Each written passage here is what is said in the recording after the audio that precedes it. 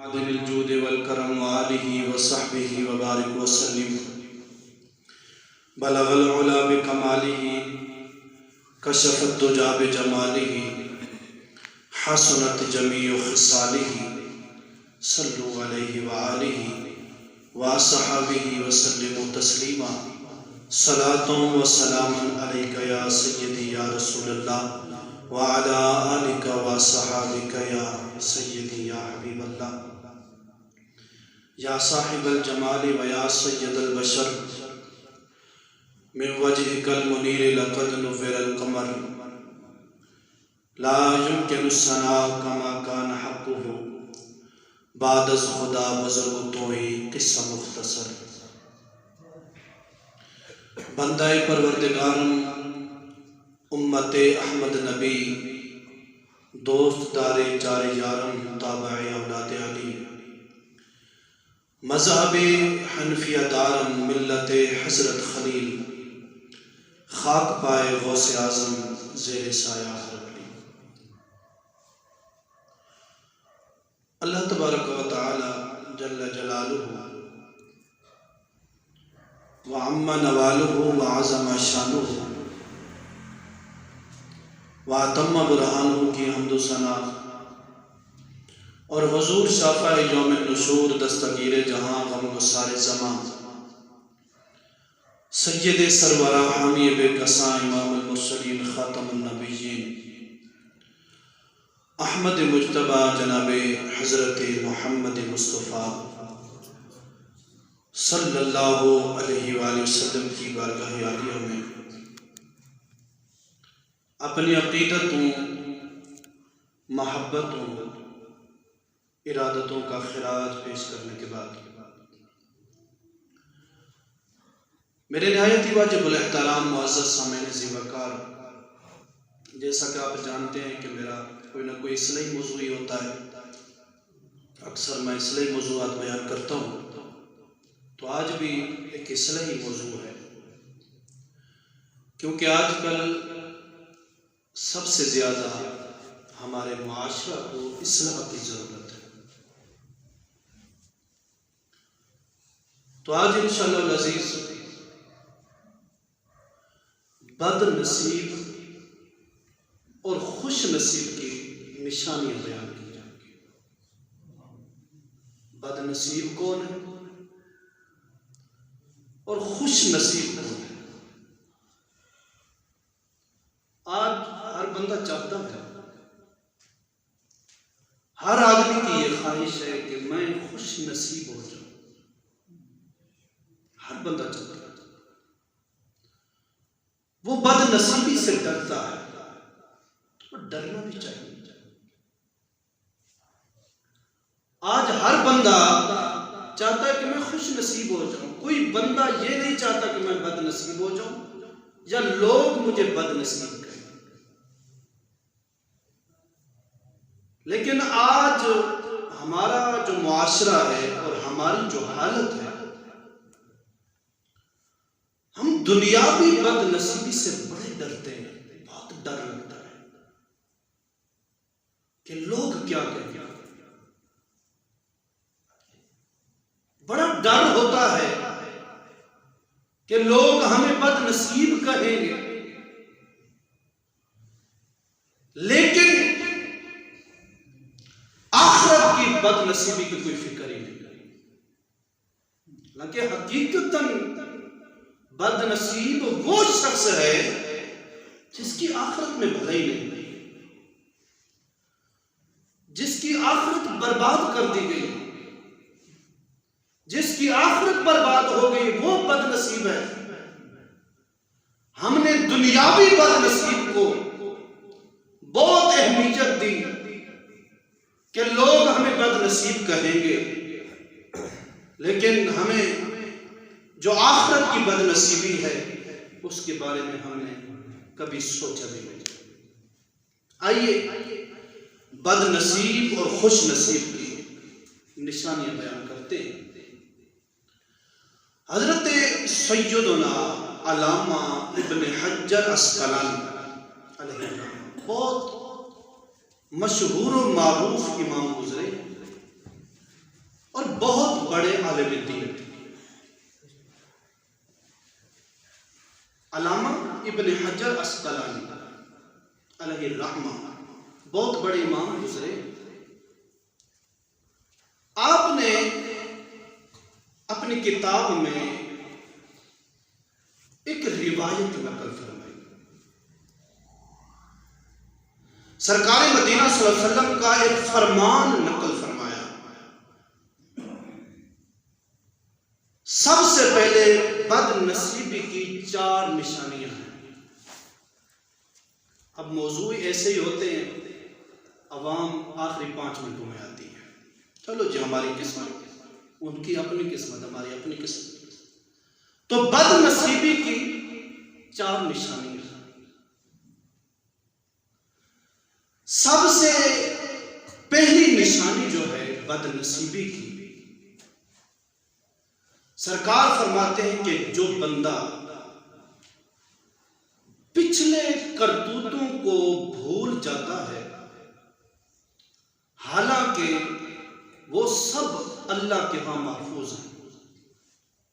जो आदमी अपने पिछले गुनाह भूल जाता है, अपने पिछले करतूत भूल जाता है, हालांकि वो सब अल्लाह के यहां महफूज है। तो सबसे पहली निशानी जो है बदनसीब की, वो ये है कि जो अपने पिछले गुनाहों को भूल जाता है। और दूसरी निशानी कि अपनी नाम नेहाद नेकियों को याद रखना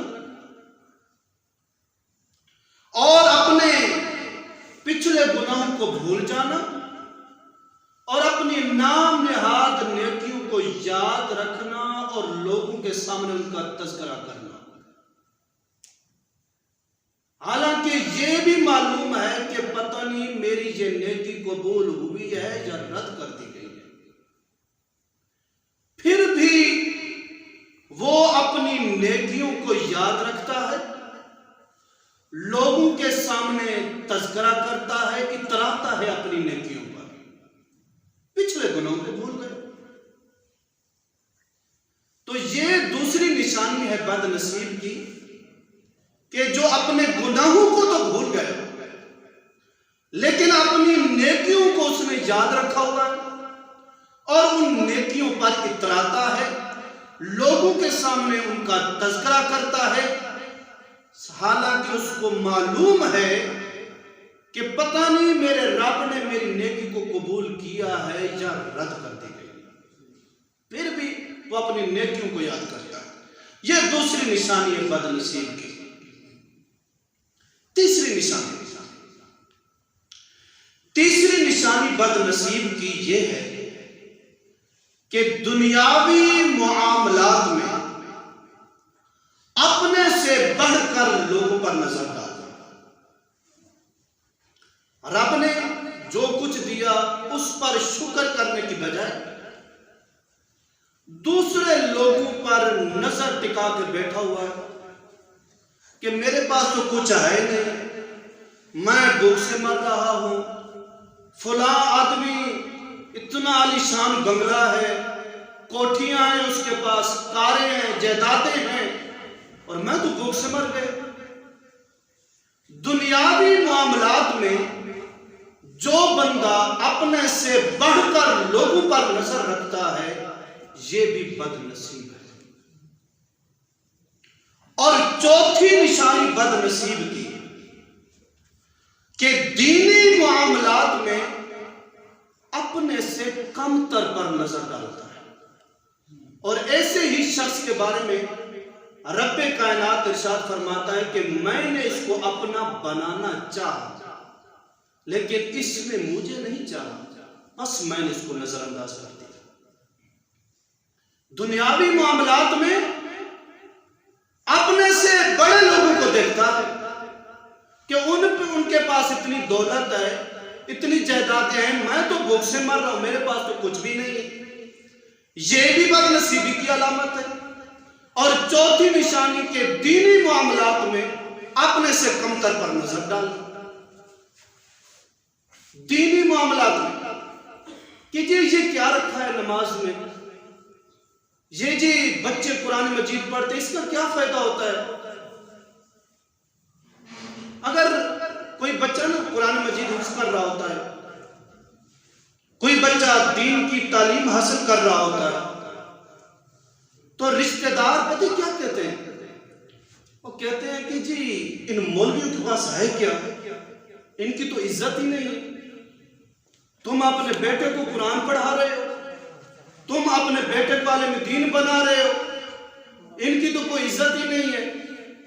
और फिर दीनदारों को रिश्ते भी नहीं मिलते भाई। दीनदार जहां पे रिश्ता मांगने जाते हैं कहते हैं कि जी हम मौलवी को तो नहीं देते। क्यों जी, ये तो भूख से हमारी बच्ची मर जाएगी, मौलवी के पास होता क्या है। यानी दीनी मामलात में अपने से कमतर पर नजर डालना, निगाह डालना। अब ये 4 निशानियां हैं बदनसीब की। आज हमने अपने गिरबान में झांकना है,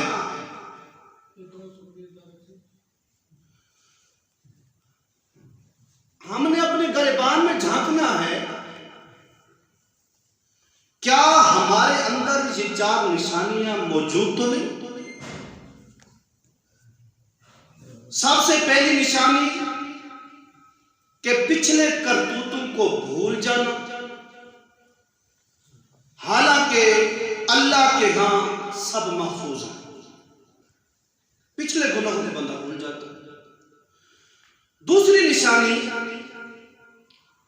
कि अपनी नेकियों पर इतराना। हालांकि मालूम है कि पता नहीं अल्लाह रब्बुल इज्जत ने मेरी नेकी को कबूल किया है या नहीं किया, फिर भी अपनी नेकियों पर इतरा रहा है, लोगों के सामने उसका तज़किरा कर रहा है। तीसरी निशानी दुनियावी मामलात में अपने से बढ़कर लोगों पर नजर डालना। और चौथी निशानी कि दीनी मामलात में अपने से कमतर पर नजर डालना। मेरे ख्याल में ये तमाम चीजें हमारे अंदर मौजूद हैं। क्यों कि आज हम जो भी नेकी करते हैं,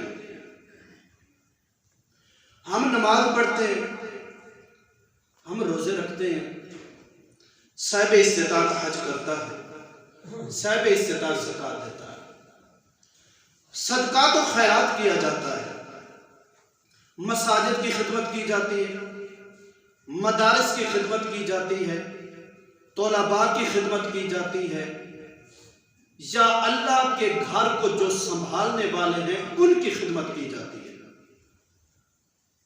अब हमने देखना है क्या ये चीजें हमने लोगों के सामने बयान करने के लिए की है या रब की रजा के लिए की है।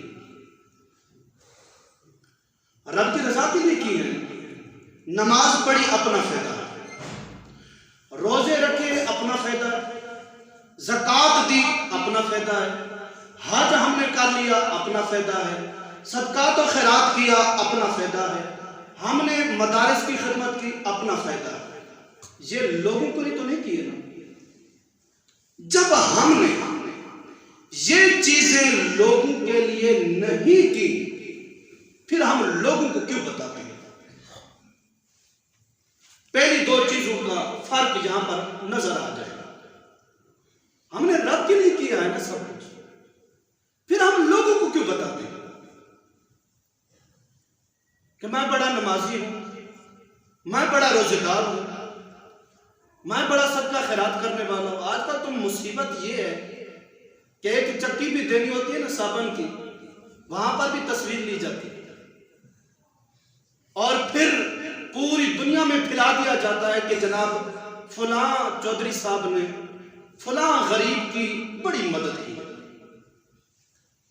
वोट थे ना हमारे इलाके में, तो हो गए तो आपके भी होने हैं। इसी तरह गरीबों के घर में घुस गया, जाके उनकी खिदमत की, तस्वीरें बनवाई ताकि महफूज रहे।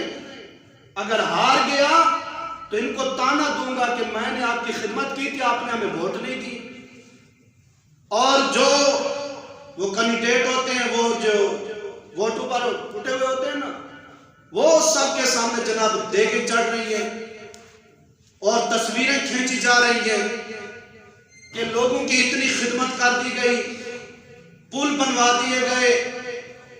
यार ये हमने लोगों के लिए किया या रब की रजा के लिए? तो ये काम जो है ये रब की रजा के लिए किए जाते हैं मेरे भाई। जब रब की रजा के लिए किए जाते हैं तो फिर हम लोगों को क्यों बताते हैं? तो अब फर्क नजर आ गया, पिछले गुनाहों को भूल गया, जो नेकी की उस पर इतरा रहा है। इतराना यह है कि लोगों को बताया जा रहा है कि ये मस्जिद मैंने बनवाई, ये मदरसा मैंने बनवाया, ये बच्चों की खिदमत मैं करता हूं। तो इससे पता चलता है कि इसको अपने पिछले गुनाह याद नहीं है, जो इसने नेकी की है उस पर वो इतरा रहा है। तो पता चला कि ये पहली दो निशानियां जो है ना, ये हम में मौजूद है। और पहली निशानी किन की बताई गई? बदनसीब की। और ये हमारे अंदर मौजूद है, नेकी साल के बाद की। और आज हमारे लोगों के ज़हनों में ऐसा भी होता है कि जी रबीउल अव्वल शरीफ में ना महफिल करा ली, एक देग चावलों की दे दी, बस जी पूरा साल छुट्टी, हम तो बख्शे गए। उसी पर नाज करने बैठ गए, लोगों को बताना शुरू कर दिया, मेरे घर में महफिल थी, फलां खतीब साहब आए थे, मैंने बड़ी उनकी खिदमत की, फलाना खान आए थे। भाई तूने रब की रजा के लिए किया है तो लोगों को क्यों बता रहा? तो पहली दो निशानियां भाई हमारे अंदर मौजूद है और वो है बदनसीब की निशानी। तीसरी निशानी है कि दुनियावी मामलात में अपने से बढ़कर हमने अपने गिरबान में झांकना है और गौर फिक्र करना है। क्या जो रब ने हमें दिया है, क्या हम उस पर राजी हैं? नहीं, राजी नहीं है भाई, इसलिए कि हम बड़ा आदमी बनना चाहते हैं। हम ये चाहते हैं कि फलां आदमी के पास इतना पैसा है तो मेरे पास क्यों नहीं, फलां के पास इतनी अच्छी गाड़ी है तो मेरे पास क्यों नहीं, फलां के पास इतनी जमीनें हैं तो मेरे पास क्यों नहीं। ये हम करते हैं ना। तो इससे पता चलता है कि तीसरी निशानी भी हमारे अंदर मौजूद है और वो भी बदनसीबी। क्या अपने से बढ़कर, हालांकि रब का शुक्र अदा करना चाहिए था कि या रब्बे ज़ुल जलाल तेरा लाख लाख शुक्र है, मेरा गुजारा अच्छा हो रहा है, मेरे बच्चों का पेट पल रहा है, लेकिन नहीं, हम राजी नहीं हुए। चौथी निशानी, दीनी मामलात में अपने से कमतर पर निगाह डालना। क्या हम दीनदारों को अच्छा समझते हैं? क्या हम दीन को अच्छा समझते हैं? क्या हम हाफिज कुरान, कारी कुरान, आलिम दीन को अच्छा समझते हैं?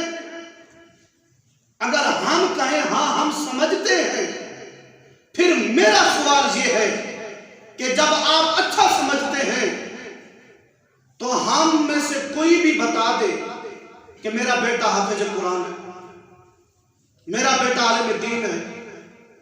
तो जब हम अच्छा समझते हैं भाई, तो फिर हमने अपने बेटों को क्यों नहीं पढ़ाया? अच्छा समझते हैं ना, तो फिर हमने अपने बेटों को क्यों नहीं पढ़ाया? अपने बेटों को तो हम डिग्रियां दिलवा रहे हैं ना, कि हमारा बेटा अच्छी तालीम हासिल करे, अच्छी नौकरी लग जाए। भाई अगर आप जरा गौर करें ना कि अगर हम दीनदार को अच्छा समझते हैं, फिर हम अपने बेटों को दीनदार क्यों नहीं बनाते?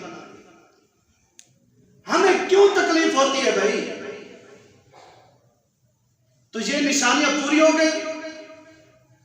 पिछले अपने करतूतों को भूल जाना पहली निशानी, अपनी नाम निहाद नेकियों पर इतराना, लोगों को बताना दूसरी निशानी हो गई बदनसीब की। तीसरी निशानी के दुनियावी मामलात में अपने से बढ़कर लोगों पर निगाह डालना तीसरी निशानी। चौथी निशानी है कि दीनी मामलात में अपने से कमतर पर निगाह डालना कि मौलवियों के पास है क्या, अगर हमारा बेटा मौलवी बन गया तो ये कमाएगा कहां से, ये भूख से मर जाएगा। ये होता है ना, इसलिए तो हम अच्छी तालीम दिलवाते हैं ना अपने बेटे को, ताकि हमारा बेटा अच्छी तालीम हासिल करे, अच्छी नौकरी लग जाए। अगर हम दीनदार को अच्छा समझते तो अपने बेटों को दीनदार बनाते। ये 4 निशानियां मुकम्मल हो गई। अब है जी खुश नसीब की 4 निशानी। खुश नसीब की 4 निशानियों में से पहली निशानी ये है कि अपनी नाकर्दगियों पर, यानी जो खताएं हुई उन पर निगाह रखना, यानी अपने पिछले करतूतों को भूलना नहीं, जो उनसे गुनाह हुए हैं उनको भूलना नहीं है, बल्कि उनको याद रखना है। यह पहली निशानी है खुश नसीब की कि जो बंदा अपने गुनाहों को याद रखता है, और गुनाहों को याद रखने का फायदा क्या होता है कि बंदा हर वक्त इस्तिग़फ़ार करता है, बंदा हर वक्त रब से मुआफी मांगता है, बंदा हर वक्त रब की बारगाह में रब के खौफ से डरता है। जब अपने गुनाह आदमी को याद होते हैं और जब बंदा अपने गुनाहों को भूल जाता है तो फिर खौफे खुदा दिल से निकल जाता है। तो खुश नसीब की पहली निशानी कि अपने गुनाहों को याद रखता है। दूसरी निशानी अपनी नेकियों को फरामोश कर देता है, भूल जाता है। गुनाहों को याद रखता है, नेकियों को भूल जाता है।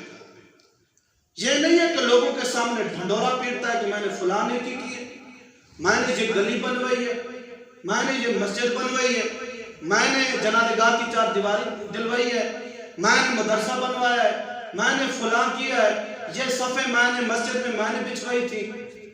ये नहीं, नेकियों को भूल जाता है। बस वो रब जाने उसने कबूल की है या नहीं, बस हमें अपने गुनाहों पर नजर रखनी चाहिए कि मैं बड़ा गुनाहगार हूं, मेरी पूरी जिंदगी रब की नाफरमानियों में गुजरी। अगर आप अपने गुनाहों को नहीं भूलेंगे तो याद रखना इस दुनिया में भी कामयाब होंगे और आखिरत में भी कामयाब होंगे।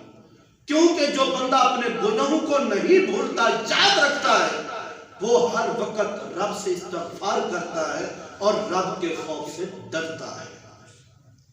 और फिर तीसरी निशानी, दीनी उमूर में अपने से ज्यादा इल्म वाले दीनदार बंदे पर नजर रखता है।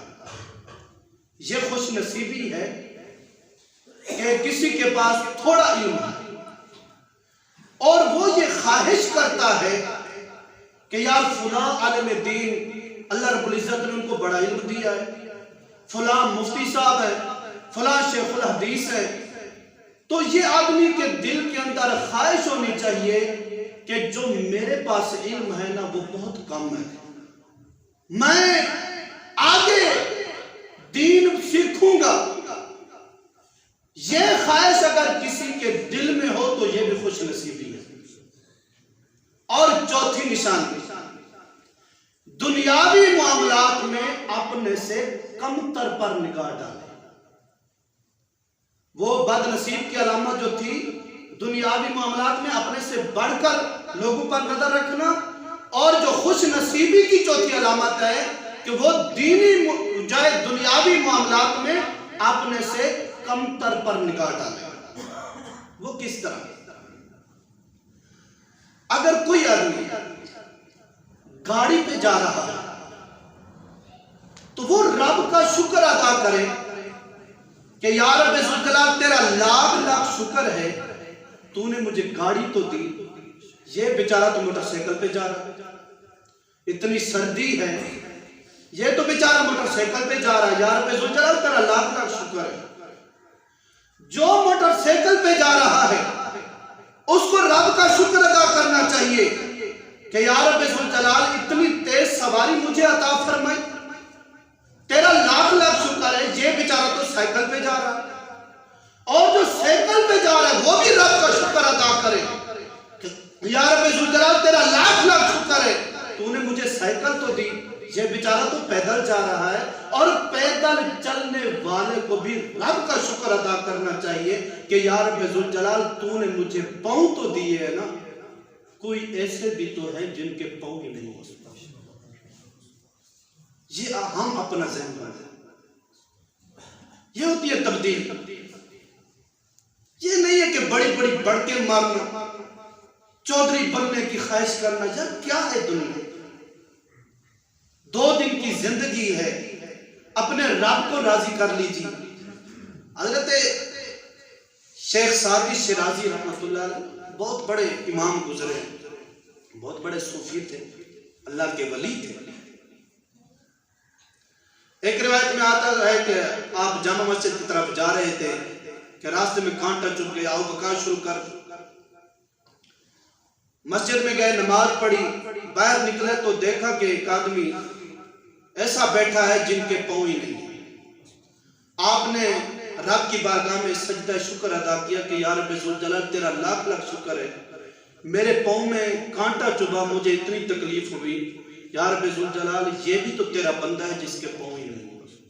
और एक रिवायत में ऐसे भी आता है कि आप मस्जिद में नमाज पढ़ने के लिए गए, और जब बाहर निकले ना तो किसी ने जूते चुराए, जूते चोरी हो गए। आप बड़े हैरान हुए, ख्याल पता नहीं कौन मेरे जूते ले गए। ऐसे ही बगैर जूतों के आ रहे थे कि आगे देखा कि एक आदमी बैठा हुआ था जिसके पाँव ही नहीं थे। रब की बारगाह में सजदा शुक्र अदा किया कि या रब्बे ज़ुलजलाल तेरा लाख लाख शुक्र है, तूने मुझे पाँव तो दिए हैं, ये भी तो तेरा बंदा है जिसके पाँव ही नहीं। भाई अपने से कमतर पर निगाह डाला और रब का शुक्र अदा कर। अगर हम ये अपना मिजाज बना लेंगे ना, खुदा की कसम फिर देखना कैसे तब्दीली आएगी आपके अंदर। हम इसलिए नाकाम हैं कि हम अपने से बड़े लोगों को देखते हैं, दुनियावी मामलात में अपने से बड़े लोगों को देखते हैं। और जब अपने से बड़े लोगों को देखते हैं ना, उससे नुकसान क्या होता है कि हसद पैदा हो जाता है, और हसद वैसे ही नेकियों को खत्म कर देता है। तो जब आदमी के दिल में हसद पैदा हो जाए, फिर वो बंदा कोशिश करता है कि यार जिस तरह इसके पास गाड़ी है ना, मैं भी लूंगा, इसके पास प्लाट है मैं भी लेके रहूंगा, चाहे मुझे हराम कमाना पड़े। और फिर ये गुनाहों की शुरुआत हो जाएगी, और फिर दुनिया में ऐसा मशगूल हो जाएगा कि तौबा करने का मौका ही नहीं मिलेगा और इस दुनिया से चला जाएगा। तो हमें अपनी जिंदगी पर गौर करना है। अल्लाह रब्बुल इज्जत से दुआ है, अल्लाह रब्बुल इज्जत हमें अमल करने की तौफीक अता फरमाए।